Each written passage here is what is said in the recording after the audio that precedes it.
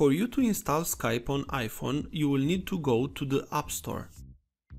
Find it and click it. Here on the search, write Skype.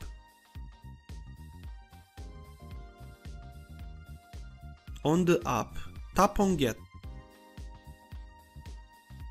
It will ask you your password or your fingerprint. Complete the requirements. After the install is complete, just tap on Open. And now on Sign In or Create. Now log in with your account or create a new one. I will log in with my Skype account.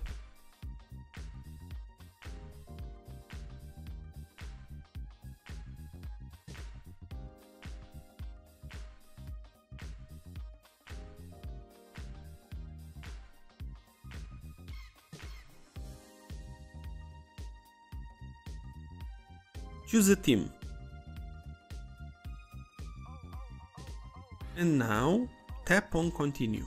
I do not wish to allow Skype to see my contacts, so I will click Don't Allow. Here, tap on Continue and select Allow to all dialogues from this step. Now your Skype is connected on your iPhone. If this was useful, please thumbs up, share and subscribe, as this will help me a lot. Thank you, bye bye.